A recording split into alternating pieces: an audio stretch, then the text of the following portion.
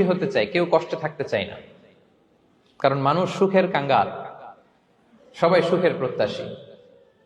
সুখে থাকা, শান্তিতে থাকা, ভালো থাকার ব্যাপারটা এটা মানুষের একটা সার্বজনীন লক্ষ্য বা উদ্দেশ্য। এক্ষেত্রে ধনী গরিব, রাজা প্রজা, ছোট বড়, নারী পুরুষ সবাই সমান। সবাই আমরা সুখী হতে চাই, শান্তিতে থাকতে চাই, কেউ কষ্টে থাকতে চাই না। চললে আমরা এই পৃথিবীতে সুখে থাকতে পারি এবং জান্নাতেও আনন্দে থাকতে পারি। এটা জানার দরকার আছে না নাই বলেন? দুনিয়ার রুটিন ওয়ার্ক এইটা। আজকে ভালো, কালকেও যে ভালো যাবে এমনটা নয়। কালকে খারাপ যাবে, আজকে তার খারাপ যাচ্ছে, পরশুদিন আবার তার ভালো দিন যাবে, ঠিক কিনা বলেন? অন্য এক সূরায় আল্লাহ তাআলা বলেছেন, ফাইন্না মাআল উসরি ইউসরা, নিশ্চয়ই কষ্টের সাথে আছে স্বস্তি। আজীবন মানুষ কষ্টে থাকে না, দুঃখের পরে থাকে সুখ। দুঃখের পরে কি থাকে? সুখ থাকে। এজন্য উদ্বিগ্ন হওয়া যাবে না। বিষ্ণু ইসলামের জীবনী থেকেও আমরা এটাই শিখি, উদ্বিগ্ন হওয়া যাবে না। তিনি বলতেন, ওয়া'লাম আন্নামা আসাবাকা লাম ইয়াকুন লিয়ুখতিআক ওয়া মা আখতাআকা লাম ইয়াকুন লিয়ুসিবাক, রুফিআতিল আকলাম ওয়া জাফফাতিস সুহুফ। ওনার কাজিন আব্দুল্লাহকে ডেকে বললেন, আব্দুল্লাহ, যেটা তুমি পাওয়ার সেটা তুমিই পাবা, কোনোদিন মিস হবে না। এটা তোমার, যেটা তোমার হওয়ার কথা ছিল এটা তুমি পাবাই, এটা মিস হবে না।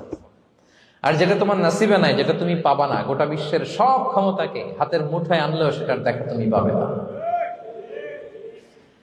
তো এজন্য উদ্বিগ্ন হয়ে লাভ আছে বলেন না। আমরা আমাদের সর্বোচ্চ চেষ্টাটুকুন করব, তারপর ফলাফলের জন্য আমরা ভরসা রাখবো, নির্ভর করবো একজন সত্তার উপর। আওয়াজ করে বলুন তো, তিনি কে?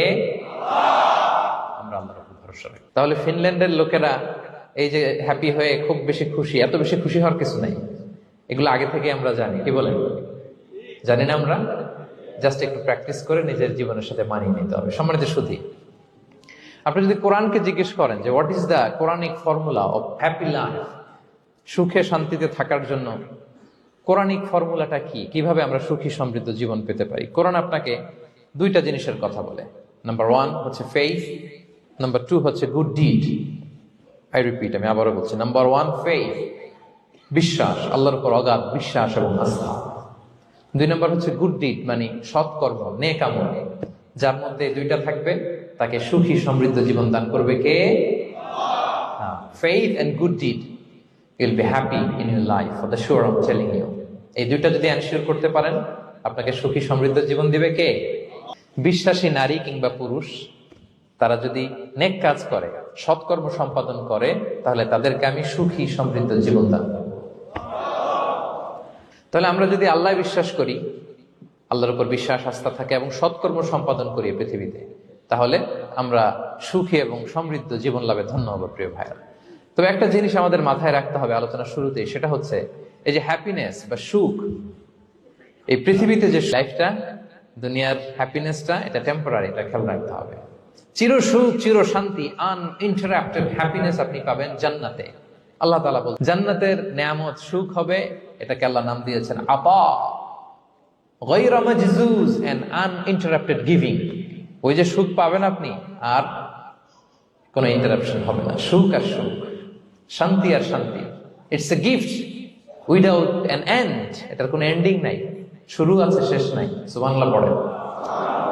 একবার যে দেয়া হবে আর ছিনিয়ে নেওয়া হবে, একবার যে এন্ট্রি পাবেন আর জান্নাত থেকে বের হওয়া লাগবে না।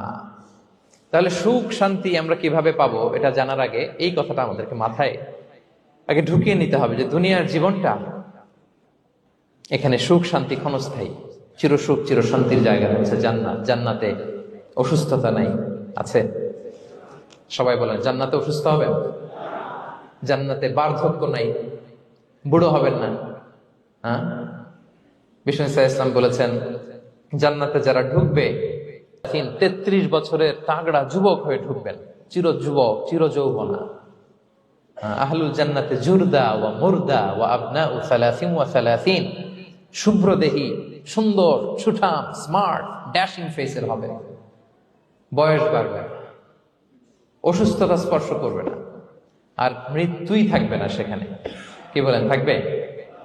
ইউতাল মাউতু বিকাবশিন আমলাহ, সাদা একটা বকরির আকৃতিতে মৃত্যুকে আনা হবে। ফায়ুযবাহুল মাউত, মৃত্যুকে সেদিন মৃত্যু দেয়া হবে। মৃত্যুকে জবাই করে বলা হবে ইয়া আহলাল জান্নাতি খুলুদুন ফালা মাউত, হে জান্নাতবাসীরা, নো টেনশন, এনজয়। সুবহানাল্লাহ করবেন না? সেই জান্নাতে যেতে আমরা চাই কি চাই না? সবাই চাই তো? আমরা এই অটা এপিক সিভিক হলে যেমনি একত্রিত হলাম, আল্লাহর জান্নাতেও যেন আমরা একত্রিত হতে পারি। আল্লাহ তৌফিক দান করুন।